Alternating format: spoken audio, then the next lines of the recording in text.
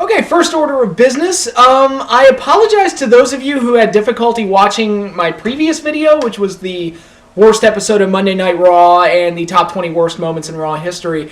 Some of you told me that you had trouble watching it on mobile, and I had that same problem. I tried to watch it on my tablet and it didn't work, so I don't know why that is exactly, but I also had some people tell me it was banned in Denmark, among other things. So, hopefully, I don't know exactly what caused those problems. I speculate it was because I used all those clips from the WWE and, the Raw theme and stuff like that. But, in case that is the problem and why that happened, I thought, okay, I'll go ahead and repost it without all the Raw clips. So the last, 35 to 40 minutes of this video will be my last video, but without all the clips and stuff, so you'll be able to watch it. In case that was made impossible, through the first time I posted it. So, yep, there you go. One thing I do want to elaborate on is the road to WrestleMania and what the WWE potentially has planned for WrestleMania and all the twists and turns and curveballs that have been thrown our way in the last few weeks. And, I think in December, a lot of us had, a pretty set idea of what WrestleMania might look like. We were thinking it was going to be either Punk or Bryan in the title match against Orton, and whoever doesn't get into the title match is going to face Triple H. That one we pretty much had set in stone. We were thinking Undertaker and Lesnar. We were thinking pretty much everybody was thinking along the same lines. Shield and Wyatt's is another match that has come up a lot, but lately there's been a few curveballs that kind of, thrown a few, thrown a few kinks into the plan. You've had Daniel Bryan join the Wyatt family willingly, and that seems like something that they're going to run with. Batista's returning, which is funny because I was asked about Batista on one of my Q&As, or the last Q&A I did, I think, and it's funny that just right after I answered that question, he's coming back. So what wonderful timing. Brock Lesnar's back, and he's challenged the WWE Champion, so that makes you wonder how exactly is that going to work into everything. So I don't know what they're going to do for WrestleMania, but it's actually a good thing because most of the stuff that they're doing is actually interesting. Daniel Bryan with the Wyatts, and I can see why some people are complaining about it because it could ultimately...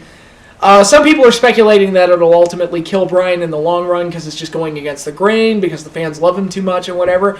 I think it could be interesting. I don't know. I mean, they could pull the plug on it and say that he's not doing it willingly, that he's just trying to get inside and try and destroy the Wyatts from within or whatever. I've heard some people speculate that it's part of the Wyatts, or Bray Wyatt's master plan to take over the WWE, and Kane is actually his inside man.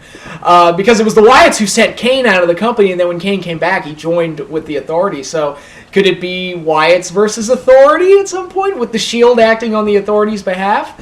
Is the Shield going to split up? That's something that they've been kind of toying with. I'm sure they will at some point, but I hope they don't do it right away. But Roman Reigns did beat Punk on Raw, which was legitimately surprising. I was like, oh my god, they had Reigns win that match? That was kind of surprising. I thought they kind of ruined the moment by having Jake Roberts come out and beat up Dean Ambrose. It's, if I were writing the Raw Retro or Old School Raw or whatever it was called, I would have been tempted to do something with Jake and DiBiase and do something a little bit more interesting with them. I hate how DiBiase has been relegated to, weird comedy gimmick. And how whenever he shows up, he's just in the backstage segment laughing and throwing money at people. And they kind of treat him like he was a goofy, shitty character. I'm like, no, DiBiase was one of the best heels of all time. Let's, do something with him. I mean, this isn't the first time they've done something like that with him. So I would have been tempted to do something with Jake and DiBiase where maybe they both back somebody and those two guys have a match on Raw, and then you get to see Jake and DiBiase interacting again, because that was one of my favorite feuds as a kid. So if I were writing Old School Raw, I would have done something like that. But having Jake come out at the end of the show and beat up Dean Ambrose and throw the snake on him and everything, I thought that kind of took away from Roman Reigns' moment. And I don't think it'll do any long-term damage to Roman Reigns or the story at hand or anything. I think just for the presentation of this one episode, I think it kind of took away from the moment a little bit to just throw Jake out there at the end. But, Jake has wanted to be put in the Royal Rumble. He's been talking about that for a while now, so that maybe that was just an indicator that that's going to happen. So we shall see. Speaking of the Royal Rumble, I do have to say that doing Cena and Orton for the title in a regular match is really uncreative and boring. And it's, my only interest in the match is like, oh, I wonder who's going to face Lesnar. And they're going to do Lesnar and Big Show at the Rumble, it seems. I don't know if the match has been made official yet, but watching Raw, it seems obvious that that's what they're going to do. And I'm like, oh yeah, that match that I've seen 8 million times. If you were watching the WWE in 2003, you saw Brock Lesnar and Big Show wrestle each other at least 20 times. Between pay-per-views and the times they fought on SmackDown. But, what else is going on? I mean, there's just so much going on right now in the WWE, it's hard to process it all. But Daniel Bryan, going back to Daniel Bryan, him joining the Wyatts also puts down on me. It's like, well, is he going to be one of the top names in the Royal Rumble? Is he going to still be in line to win the Rumble? Or what? Because like I said, most of us had it down to Daniel Bryan or CM Punk, and now you got Batista entering the Royal Rumble, and that throws a big monkey wrench into everything. And I know I said Batista, and again, my honest opinions on Batista, he was never one of my favorites, but he had his moments, and in 2005 he was really cool. He was kind of the answer to John Cena. For those of us, who were just pissed off that this really uncool white rapper guy was the lead guy on Raw, SmackDown had this cool, big, muscly badass that just killed people, and he was way cooler. So Batista did have that run, and like I said, he had his moments, so I never completely hated Batista. And I don't object to him coming back. It'll, give them a spark, at least in the short term. But you gotta wonder, is he a top name to win the Royal Rumble now? I would think so. Maybe they could finally do that Batista-Orton match at WrestleMania that I was speculating on since like WrestleMania 22. Quite honestly, so we'll see how that goes. But then you got Lesnar thrown into the mix, and there's so many different ways and different matches that they can create. And it's very exciting, actually. It's not that crappy WrestleMania 13 way where you didn't know where they were going, and it was obvious that they had no idea where they were going, so it didn't matter. Here it's like, I feel like they have a plan and they know what they want to do. They're just going about it in this really interesting and intriguing way where there's all these curves and twists and turns and everything, and we'll just have to see how everything works out. One thing I hope they do, I have no desire to see Brock Lesnar versus The Undertaker. I've made that point before. Like I said, I talked about it with Big Show and Lesnar, I've seen that match. Taker and Lesnar had 2 fall programs. And if you count the matches that they had on SmackDown, they had at least 6 or 7, maybe 8 matches. I'm good. I don't need to see Lesnar and Undertaker face each other again. And quite honestly, if they do Undertaker and Lesnar, I can tell you what's going to happen. Taker's going to go over. He's going to kick out of at least 2 F5s, maybe 3. They're going to do a crazy spot where Lesnar F5s him to the table and Undertaker still kicks out because he never loses at Mania. And every year it gets more and more ridiculous how many things he kicks out of. Excuse me. Brock Lesnar will kick out of a chokeslam, the last ride, and a tombstone because that happens every year, even though the announcers will act like it's never happened, even though it happens every year now. What else? And then you'll get your finish, and the Undertaker will go over, and that's pretty much how the match is going to play out. And it's I've already seen that match, so I just really don't care. And I highly doubt they'll top their Hell in a Cell match, which is one of my more favorite Hell in a Cell matches, actually, and one of my more favorite matches that Brock Lesnar's ever had. So I just have no interest in seeing it. I can't speak for everybody else, obviously, but me personally, it's like, I've seen it, and Lesnar and Taker are special appearance guys. I'd rather see them used to make matches that we've never seen before. I mean, one match that they could do, and I hope they do it actually, now that he's coming back as well, do Batista versus Brock Lesnar. I'm not saying it'll be as good athletically, or that people will be as invested in it because, Undertaker's just so over and people are just so invested in the streak no matter what that it really doesn't matter what they do with it. It seems that people are just going to go nuts for Taker. But I would be like, okay, let's try and come up with something that'd be interesting for Taker to do that he's never done before. And that's really hard, but the only match I can think of would be him and Cena. Because Cena is the only one I can picture beating him. He's the one guy that I could see the WWE being like, we're going to give that humongous win, which means more than winning a world title at this point. Even now that they've gone back to the one world title system, which thank God, it's so much better that there's just one. Cena is the one guy I can see beating Taker because of their obsession with just going out of their way to convince us that he's the greatest of all time. So I can see Cena winning that match. So you can do Cena and Taker, and you do Brock and Batista, which could be that big powerhouse match that Goldberg and Lesnar were supposed to have. And if you want to get a preview of what Goldberg versus Lesnar should have been, go watch Scott Steiner versus Goldberg from Fall Brawl 2000. That match was awesome and was exactly what Lesnar Goldberg should have been and wasn't, because both guys were leaving and they didn't give a shit and the fans gave him a hard time for it. So, but I think Batista and Brock could have like a really good bruiser power match, and it's interesting because we've never seen it before. And quite honestly, because both guys are presumably part-time, I assume Batista's not coming back full-time, especially with Guardians of the Galaxy coming out. It feels like he's coming back just to promote his movie, really. I don't know who's going to go over. So it has that intrigue thrown on top of it as well. So I would do Cena Taker, Batista Brock. I would still do Shield and Wyatt's. Don't break them up. And if they want to have Roman Reigns go singles and go off on his own, that's fine. That's great.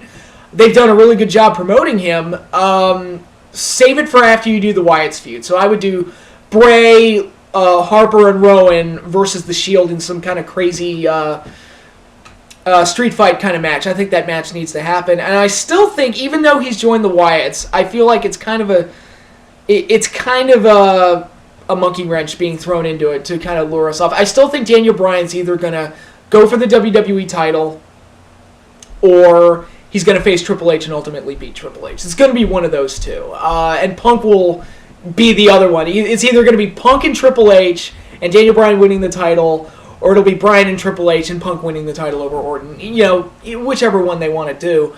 I still think it's going to be that way, even with Daniel Bryan joining the Wyatts, which is interesting. And the reason they gave him for doing it actually makes sense from a character standpoint, where he was like, look, the fans love me, but the machine's not going to let me win. It doesn't matter. It just doesn't matter. The system is just not going to let me win. And again, that could play into the whole potential idea that's floating around my head that maybe the Wyatts are trying to take over the company or something. They're planting Kane in there and, kind of bending other superstars to their will, and that'll ultimately lead to a feud with the Shield or whatever. I don't know. I'm just throwing a bunch of shit out there, but it's really exciting to think about WrestleMania because you don't know exactly how it's going to play out. My card is based entirely off of possibilities. It isn't like anything that feels like it's set in stone. So we could still get Brock and Undertaker. We could get like Cena versus, I don't know who the fuck. I've heard Cena versus Bray Wyatt thrown around. Personally, I don't want to have the Wyatts fed to John Cena, quite honestly. And I have my doubts that Cena Taker is going to happen, but if they do Batista and Brock, who's going to be left for Taker? I don't know. There's a lot of different possibilities, and it'll be interesting to see what it actually comes of it. What's the WWE title situation going to be? Is Brock going to beat the champion? I don't know. It could be Brock versus Undertaker, title versus streak. Who knows? I have no idea. And that's interesting, and it's exciting, and it's fun to think about. And we'll just have to see, because right now WrestleMania is a guessing game. And it's an exciting one because, like I said, they have a lot of interesting possibilities to really play with, and a lot of different pieces, especially with Batista and Brock coming back, that they could kind of toy with and play with and move around and do whatever they want. And all these special appearance guys that are coming back and are going to be having matches. So WrestleMania 30 is actually kind of interesting to look ahead to and think about. We'll see how it all plays out in the end. But that's all I have for now, and thank you all for watching. And for those of you who weren't able to see it, here's my Raw video, the worst episode in Monday Night Raw history. Hello, everybody. Welcome back. Happy 2014. I hope you all enjoyed your holiday. I know I did. It was certainly a blast. It was nice to take a break from making videos for a while. But, the holidays are over. The fun has been had, and it's time to get back into the swing of things. Couple of things before I get into the meat and potatoes of this video. I am going to go ahead and do the top 30 WrestleMania match list. That's going to start sometime later in January. So be on the lookout for that. That one's definitely coming. And I've decided I'm going to go ahead and do the Godzilla movie reviews. I don't know when I'm going to start with that yet, but I think I have a pretty good idea on how I'm going to section off each movie. So that would be the series of movie reviews that I do. So I'll be doing those. I'll be doing the top 30 WrestleMania list leading into WrestleMania, and I'll be doing the Godzilla movie reviews leading into the premiere of the Legendary Pictures Godzilla movie in May. So Once again, be on the lookout for those. God else, what else do I have to get through? Oh, this video will also include the top 20 worst moments in Raw history, in addition to the worst episode. I'm going to have another little highlight package that I edited together showing the top 20 worst moments in Raw history. And I should note right now, before you look at that list, I did not include anything from like the Brian Pillman death and memorial episode. I didn't include anything from the Eddie Guerrero memorial episode or the Owen Hart memorial episode, because those were really, it sucked that happened, that those cases happened, and it was really depressing and sad and everything. But I can't really fault the WWE for those. That wasn't. Those are horrible things that were birthed out of unfortunate situations. And actually, for the most part, the tributes are pretty nice. Chris Benoit's is one I'm sure they wish they could take back, and I think I could argue that the Chris Benoit tribute episode is the worst episode of Raw if I wanted to do that, just because, just bad timing, man. It's like, oh, we're glorifying him. He was amazing. And then it turns out he murdered his family. That did not make the WWE look real good. But, again, that's not really their fault. It was just kind of like, just bad timing, I guess, and an unfortunately tragic situation that was kind of thrown onto their laps. So I'm not going to talk about any of those. The Jerry Lawler heart attack, that's another one I'm completely leaving off. Because, again, the WWE had nothing to do... Well, I mean, they shouldn't have been putting him at the ring at that point. But, that was an unfortunate thing that happened. And I'd rather not get into, like, the real tragic stuff. I'd rather just keep it focused on the really, really bad moments that they wrote and they created that I can make fun of because of how bad they were. So, when you see that top 20 list and you're wondering, like, well, why is the Chris Benoit episode not on there? Why is... the Jerry Lawler heart attack not on there? That's why, because those aren't funny. And those aren't, not only are they not funny, they're not really bad things that the WWE created themselves. They were just unfortunate tragedies that were thrown onto their laps, and there was some bad timing involved with it. And I'd rather not talk about those, because that's just too ghoulish and morose or whatever. So let's not get into those. So that'll be the top 20 list. That's going to be at the end of the video. And it'll be kind of the same format I did when I did the top 20 Raw moments and when I did my Mystery Science Theater video and I did the top 20 episodes. It'll look something like that. I won't explain any of the moments or why they're on there. It'll just be a nice little music video package tacked on at the end. So be on the lookout for that. But yeah, it's time to talk about the worst episode in Monday Night Raw history. And as you saw in the intro, the one I picked, through much inner debate, I must say, was the Denver Nuggets episode, May 25th, 2009. And this was a tough one to pick because, unlike my favorite episode of Raw, where I knew exactly where I was going to go and I knew exactly which one I was going to pick, this was tougher because there's so many bad ones. There are so many bad ones. And in 2009, especially with the guest host situation, it was almost like a weekly discussion among fans, especially on the internet. Was that the worst episode of Raw of all time? And it was a legitimate discussion. Like, it was actually like, you know what, it might have been. It was almost like they were trying to top themselves every week with how bad the shows were getting.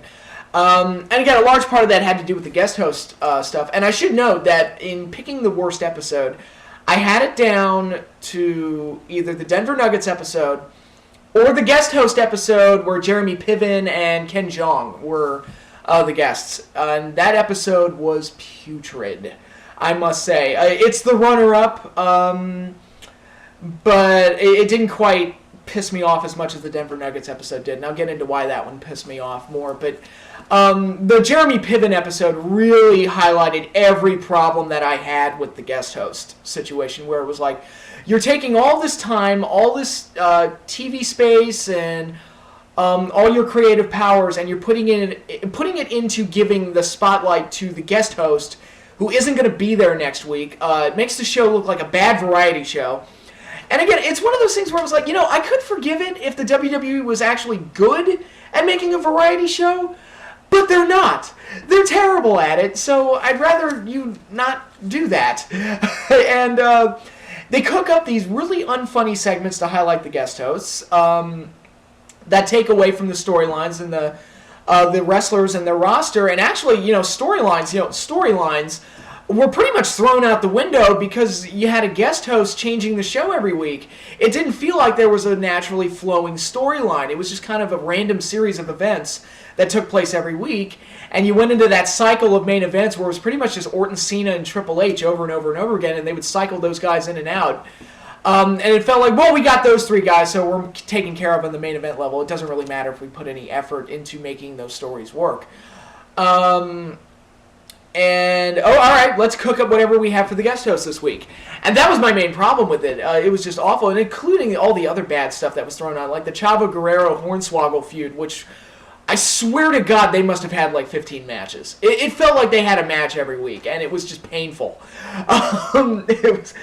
It was bad. I don't think I'm exaggerating either. I really do think they had about 15 matches. At least it felt like it. I don't know if it was really that long, but every week they had to do something with Chavo and Hornswoggle, and it was never funny, and it was long and painful. Vicky Guerrero was really coming into her own as a really obnoxious character, and I'm going to talk a little bit more about Vicky because she is in this Denver Nuggets episode. But she annoys me greatly to the point that it makes me not want to watch the show. And I will elaborate on that later, I promise. But 2009 was just a bad time. And if they ever did anything good with the guest host, like the Shaquille O'Neal thing, I thought the thing they did with him in Big Show was great. But there was no payoff to it. They never did a match between the two or anything. They just kind of forgot about it the next week and just moved on to whatever thing they were going to do. So there were no payoffs to any of the good things that they did. Ted DiBiase was the guest host one week, and they had this good interactions with him and his son, where his son slapped him across the face, and Ted ultimately decided not to favor Legacy because of it. Like good family drama going on there, but it got dropped the next week because Ted wasn't, the permanent GM. And he wasn't a factor in future storylines going forward. Jesse Ventura was the guest host, and that was the night where Sheamus won number one contendership, and everybody was going, what the fuck, Sheamus? This guy who nobody knows who he is the number one contender against Cena. And Ventura came out and cut this amazing promo on Cena about why he sucks and why the company favors him and how he's the golden boy and all this stuff, basically saying all the stuff that we always say about Cena. And it was great. I was like, oh my god, maybe Ventura's going to be Sheamus' manager, and that'll be how they give him a bit of a rub. No, they just dropped it. No, nothing ever came of it. So those were all my problems with the guest host thing, and almost all of those episodes, you could pick them out and say, all right, which one was the worst? And the Jerry Springer one was really bad. God, there were so many. Cedric the Entertainer, John Lovitz. And the sad thing is, because the guest host changed every week, Seth Green was another one. Because the guest host changed every week, you remember which ones. You can actually, and it's funny because normally with Raw you can't remember specific episodes because as the years go on they all kind of blend together. Like even during the good years, like 98 and 2000, it's hard to remember and recall specific episodes because they all kind of just blend together. But because the guest host changed the show every week, you remember individual episodes, and that just pisses me off even more. It's like that they actually stick in my brain. It's kind of like somebody said the same thing about, I think it was the Spill.com guys. They said the same thing about Seltzer and Freeberg and their movies. Their movies are absolutely horrible, but there's always one joke that you remember, and because of that, you won't forget the movie. And that's just evil. It's sinister. Actually, I remember when I watched Meet the Spartans, and it was one of the worst fucking movies I've ever seen, but there was one joke where, King Leonidas or whatever said at one point, it's like, your mom is so stupid she thought Tupac Shakur was a Jewish holiday, and I was like, god damn it, that joke was good. I was like, god damn it. So, because I remember that one line, I remember the movie, and it is infuriating to me. So that's kind of how the guest host situation works on Monday Night Raw. But the episode I picked is not a guest host episode. It was actually started before they did the guest host situation. And it was the Denver Nuggets episode. And for those of you who don't remember, I did show the highlights at the beginning of the show, or beginning of this video, talking about how the Denver Nuggets home stadium was overbooked, was double booked. They had made the playoffs, and they were getting ready to advance to the NBA championship. They they were playing the LA Lakers in the series to get to the NBA championship. And for those wondering, they won the game. The Denver Nuggets won the game that Raw was on that night, but they ended up losing the series, and the LA Lakers ended up becoming the NBA champions. So you decide who got the last laugh there. I don't know. Denver Nuggets won on the night Raw happened, but ultimately the LA Lakers won the NBA championship. So, pick and choose whoever got the last laugh there. I don't know. But because it was double booked, Raw was taken out of that venue. What's the name of that place? I think it's the Pepsi Center. That's what I want to say it is. I don't remember. They may have changed since then. I don't know. Again, I don't follow the NBA, so I'm just trying to base this off of Wikipedia and very bad memory. But WWE was kicked out of the venue, and they had to rebook Raw and find another venue. And ultimately, they booked it in LA, and placated that LA Lakers favored crowd. But because the WWE got kicked out of the venue and the Denver Nuggets got to have their playoff game in the venue, that sparked a huge controversy. And I'll be honest, to be fair, I think Vince McMahon had a right to be upset. I think the WWE got screwed over there. I think the venue being double booked, which has never happened in the entire history of Monday Night Raw, as far as I know, that's a huge oversight on management's part. And Stan Kroenke really fucked up there. And that's something that should have been taken into account before Raw was booked. And that really just fall on the management, I think, of the Denver Nuggets. That they made a fuck up, they made a mistake, and WWE had to rebook their show. And that's kind of a shame. Raw was terrible at the time, so I didn't really care all that much. But it is kind of like WWE got the shitty end of the stick there because of a mistake made by Denver Nuggets management. It was like, all right, I don't blame you for being upset. Could you please not make your show awful in a response to the Denver Nuggets incident? And that was my whole problem with the show. Vince McMahon is like a child sometimes. He really is. He's like a psychopathic, narcissistic child. I remember the segment they did where he used the N-word in talking to John Cena. It's like, what's up, man? I swear to God that had to have come out of why that segment took place. It had to have happened because somebody told Vince, well, Vince, you can't say the N-word. He's like, the fuck I can. And he just went ahead and did it because Vince is just weird like that. He's a psychopathic, narcissistic child. It's sometimes it's funny, other times it's disturbing and scary. This show was kind of more into the disturbing and scary point because it was really amazing how far he would go to get back at somebody and to really kind of like basically pout is basically what he did, and talk about how unfair this was, and basically wrote the entire show around sticking it to the Denver Nuggets. And I don't know how other people feel about this episode. Other people might hate one of the guest host episodes more. Other people hate the DX Little Person's Court episode more, which I fully understand that because that was terrible. And that one made no sense because they kept putting it off. I remember they postponed it like 2 or 3 times. And it was like, is this something that the world is waiting for? I mean, come on, just cancel it. Nobody wants to see this. But they went ahead and did it. But this Denver Nuggets episode really stuck with me for some reason. I don't know why. And I should also note, in picking the worst episode of Monday Night Raw, I went ahead and watched some of these episodes. I rewatched the Little Person's Court episode, which was horrible. I rewatched the Jeremy Piven episode, and I rewatched this one. And this one really stuck in my craw because it was like... like I said, it was like Vince was pouting, and he wrote the entire show, put storylines on hold, throw everything else out the window, nothing else matters, I have to fuck over the Denver Nuggets, and I have to get back at them for screwing me over. And he didn't really get back at them. That's the thing that kind of floors me. And I'll get into all the specifics of the Denver Nuggets stuff later on. To get into the miscellaneous stuff, and I had to write it all down, the miscellaneous stuff that happened on the show, there were no real matches to speak of that were really worth noting. You got Kelly Kelly versus Maurice for the Divas title. Maurice was the champion. Kelly Kelly won by DQ. Match was terrible, as you would expect. You had Matt Hardy versus William Regal versus Kofi Kingston in a number 1 contenders match for the U.S. title. For a title shot at MVP, who was the U.S. champion at the time. And MVP, he was really one of those guys that the internet really liked, and I never saw what the big deal was. I get that the WWE, when they birthed the gimmick, they were trying to make their own version of T.O. or, somebody like that. But to me, the character didn't really make much sense, and I didn't think the talent was that good. So when he eventually fizzled out, I was like, yeah, I'm not surprised. He just kind of, especially when he turned babyface, he kind of just got reduced to fizzling out into being a shtick. And once the shtick got old, he was going to be on his merry way. But yeah, one of the reasons I didn't like the character that much was that I just didn't understand why he was the highest paid free agent in WWE history. That was the character.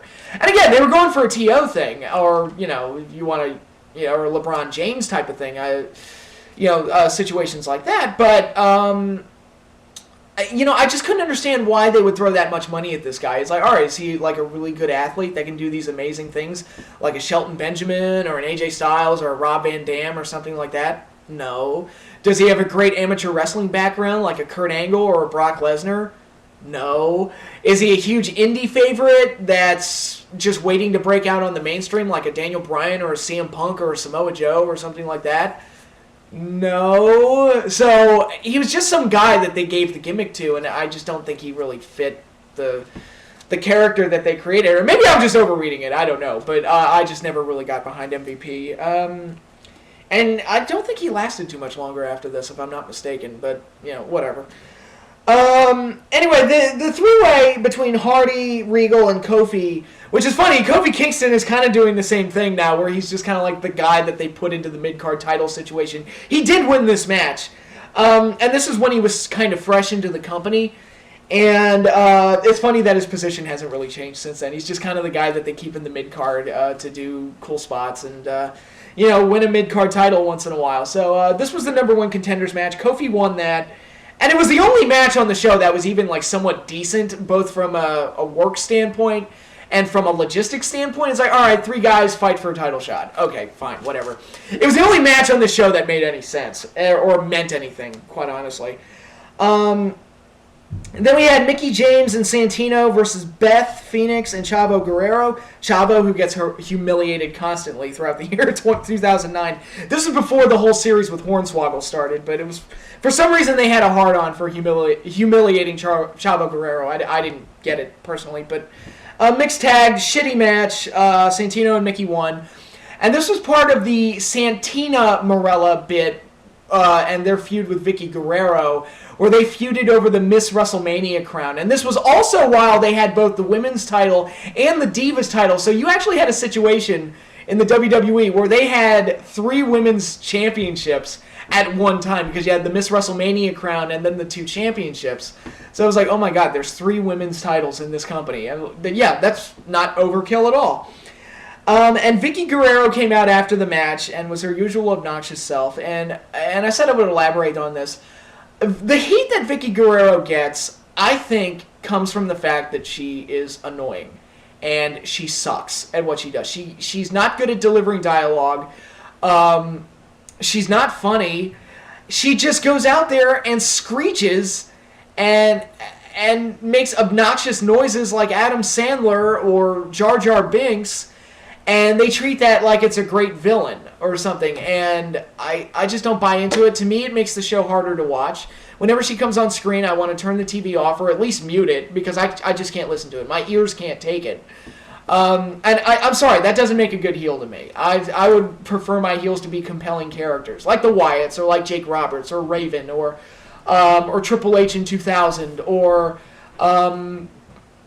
what are some, like The Rock during his Hollywood run, and that was a more comedic side to The Rock, but I want my villains to be engaging and entertaining and something I can really sink my teeth into. Being annoying isn't something I can gravitate to. I'm sorry, that's just not for me. Anyway, after this mixed tag match, Vicky made a match, Vicky and Santino agreed to a match at Extreme Rules, which was the upcoming pay-per-view, a hog pen match for the Miss Wrestlemania crown, Santina versus Vicky Guerrero.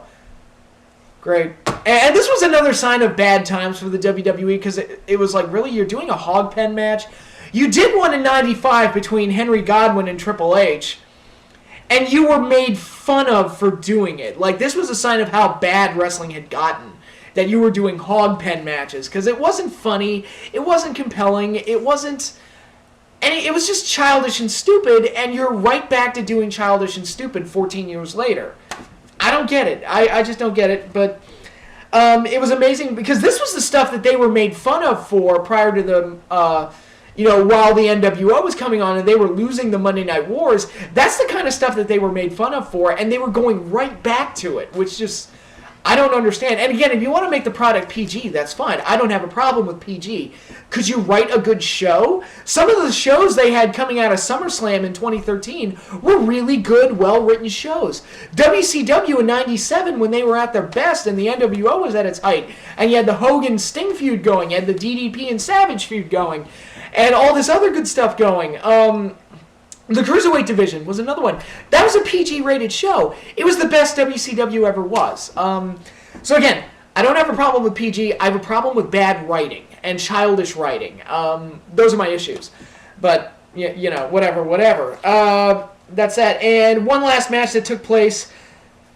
Oh my God. Really, you guys should appreciate the tag team division that we have now. Goldust and Hornswoggle versus Brian Kendrick and Festus. And this was while Goldust had Tourette's, for those of you who remember that whole bit.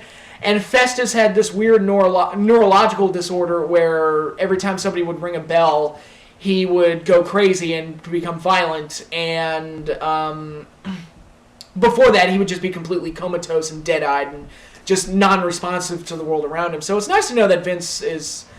compassionate towards the neurologically disordered, or the mentally disabled. It's nice to know that Vince is compassionate towards those people. But this match, it was not funny. It was stupid. It was just, this was when Goldust was bad. Not good Goldust. Not the Goldust we have now, where he actually works his ass off and is one of the better workers in the company, quite honestly. It's like, where the hell did this come from? But no, back then it was like, get Goldust off my TV, I don't want to watch it. And Hornswoggle is not funny, never has been funny. It's just not funny. I don't get it. And the only time I ever liked Hornswoggle was very early in his run, where he would interfere in Finley's matches, and he would pop up from under the ring and stuff. I thought that was a neat little dynamic that Finley had. It was a little weird and stupid, but at least it was like a surprise that would come, and they didn't do it every match, so it was something that you kind of like had to pay attention for and look out for. And it wasn't them being deliberately stupid. It was actually kind of creepy the way they presented it, but now he's just a cheap excuse for laughs, because short people are funny in Vince's eyes. But it was this was not good, just not good. It was a sad state of the tag team division that these were two of the tag teams they had going. Of course, Goldust and Hornswoggle won, because Hornswoggle had to win 98% of his matches. I swear to God, has Hornswoggle ever lost a match? I can't think of one. I think he had a match with JBL that I think he lost, but other than that, I think Hornswoggle's won almost all of his matches, which is insanity, but whatever. So that's all the miscellaneous stuff that happened on this Raw. Now getting into the real core of the show was the Denver Nuggets stuff. And I showed you some of the opening to the show where Vince McMahon had a standoff with E. Stan Kroenke, i.e. some actor that he hired to dress up like Kroenke, and stand in the ring and make an ass out of himself so that Vince McMahon can humiliate him. And it was like, this was Vince McMahon's way of getting back at Kroenke, to have some goof dress up like him just so he could shove him down and make fun of the fact that his first name is Enos, which, that's funny. It rhymes with penis, that's funny. Again, it's like Adam Sandler wrote some of this, but it's so childish and so stupid. And, I could forgive it if it had actually been funny. If it had actually been funny, it's one of those things, like the guest host thing. If you're actually good at making a variety show, I'd forgive it. If you're good at comedy and making this particular segment funny, I'd have forgiven it. But it wasn't funny, and it just highlighted how petty and childish and stupid Vince can be sometimes. And it's like, what, Vince, did you really get back at him? You had some look-alike dress up like him, and you shoved him to the ground. It's like, did you really get back at him? No, you didn't. It's just stupid. And I know South Park does things like that all the time with Tom Cruise, for example. Or like the whole thing they did when Chef left the show. What was his name? I've forgotten his name. Isaac Hayes. There you go. When he left the show, they did that whole episode where they made fun of him. And yeah, it's totally like childish and a little silly, but at least it was funny. I will give that. South Park is good at that kind of stuff, and they're funny with it. And it was they were harsh, but it was funny, and I can forgive it for being funny, even if it is a little childish. But this just wasn't funny. It wasn't funny at all. Made no sense, and it set up this main event for later in the show, which I'm going to get into that in a minute, and why I think it's one of the worst main events in Raw history. But I'll get into that. But because they were doing the Denver Nugget parodies, they had a fake Jack Nicholson running around, because Jack Nicholson's always at the games. And they had a fake Jack Nicholson running around, and he did a backstage segment with Hornswoggle and Goldust, which again wasn't funny, was stupid. Why are we making fun of Jack Nicholson? I don't. What did he ever do to you? It's not. Oh boy. And again, it just wasn't funny, and that's the problem with it. It just wasn't funny, and I don't understand what point they were trying to get. Were they trying to make fun of Jack Nicholson? I don't even know. I know it wasn't funny. That's all I know, and it was frustrating and annoying, and didn't need to be there. And then you had kind of a sub-story. There was actually like a story between Ric Flair and Randy Orton, and this was after Ric Flair had been retired by Shawn Michaels. Over a year after that had happened, actually. And for some reason, they would keep bringing Flair back onto the show, and he would get into fights all the time. It's like, well, I'm retired. Well, let me tell you my Flair voice. I'm retired, but I can fight. And so he was like fighting people all the time, but he could never actually have matches. So it was really kind of silly, but whatever. And it gave me more fuel to kind of make fun of Flair, so whatever. But they had that going throughout the night where Randy Orton had sucker punched Flair the week before, so Flair was responding to it now, even though I didn't really care at this point, quite honestly. And that segment ultimately led to the return of one Mr. Kennedy, who got released by the WWE right after this show. Kennedy was another one of those guys, had potential. They wanted to make him into a big star. They tried to make him into a big star. So TNA's tried it themselves with him as Mr. Anderson, but he kept getting hurt. He kept having wellness violations, and apparently in the main event of the show, he dropped Randy Orton on his head, and that pissed off Orton and ultimately led to Kennedy getting released. But quite honestly, Kennedy, he kept getting hurt. He was coming off of another injury for this one, and it felt like he was getting hurt like every other month. It was crazy. It felt like he was never on TV. I've made fun of Batista for being injury prone, but this guy took it to another level. He was getting hurt like all the time, it felt. And there were stretches where he was on the show, but wasn't wrestling because he was hurt, and he would just kind of show up and do weird backstage segments to plug his DVD or something. And but he hardly ever did anything because he was always hurt.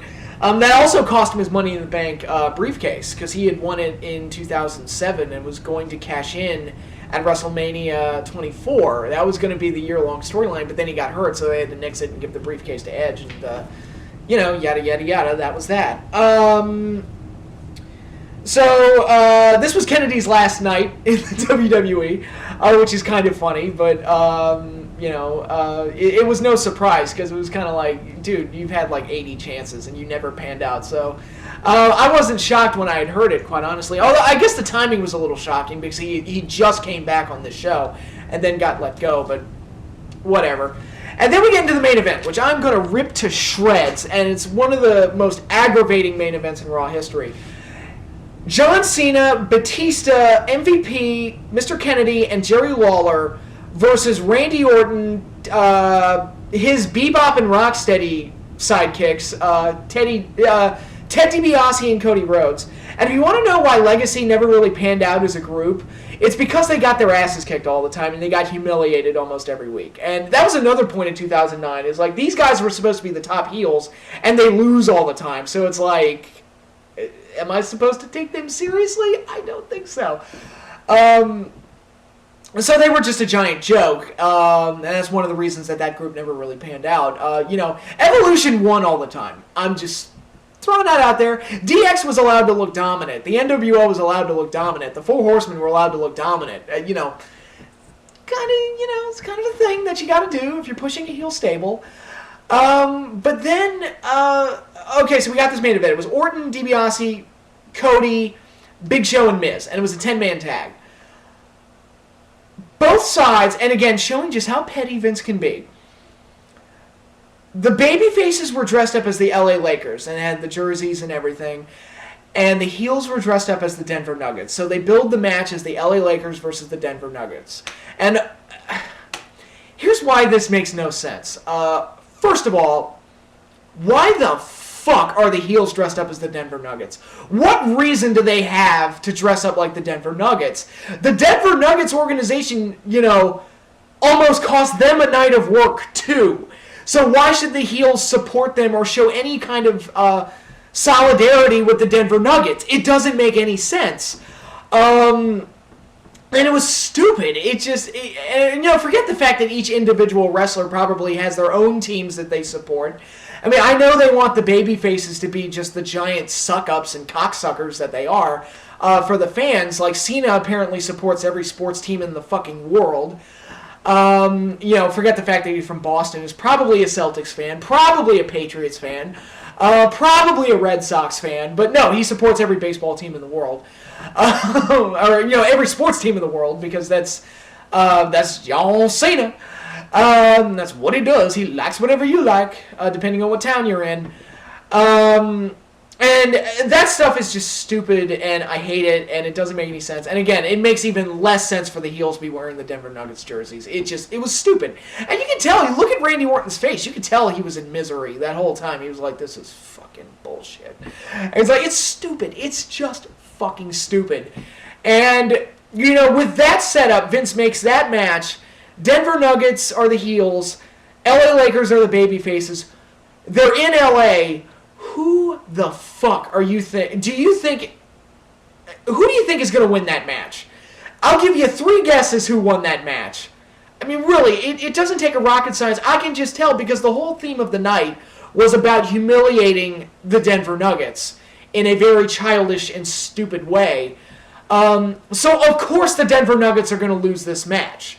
And they did. And it was stupid. And nobody cared. And at the end of the day, it was like, oh, the LA Lakers won! Woo! Even though the Denver Nuggets won the real game that night. Again, even though the LA Lakers ended up winning the series. But it was so stupid. And it was like, you put your storylines on hold. You made your show stupid. You made your wrestlers look stupid. All to make a point. All to get back at somebody. I'm sorry. That is horrible. That is inexcusable. It's bad writing. It's bad presentation. It makes you look like an idiot, Vince. And there's just no reason for it. It was just putrid. It was stupid. And it was just kind of Vince jacking off to himself. That's basically what he did. And this main event just personified that because again, it didn't make any sense from a logistics standpoint. It didn't make any sense from a storyline standpoint. It was just Vince jacking off and doing whatever he wanted to do to get back at somebody that wronged him. And really, at the end of the day, all you had to do was have like one segment at the start of the show talking about it. Because I guess you kind of had to talk about it because it did break out into the sports media and stuff like that. One quick segment talking about it, and that's it. You didn't have to write the entire show around making fun of the Denver Nuggets. And Vince slam dunking Stan Kroenke, which they used that line all throughout the night on commentary. He slam dunked him. Sure, okay. But there have been a lot of bad episodes of Monday Night Raw, and I'm sure everybody has their own pick for the worst episode. But this one, just for the logic behind it and the reasons behind doing it and just showing how far Vince will go to do whatever he wants to do and to make whatever point he wants to make. This is my pick for the worst episode in Monday Night Raw history. And it's I know that covers a lot of ground, but this one just, man, this one sucked.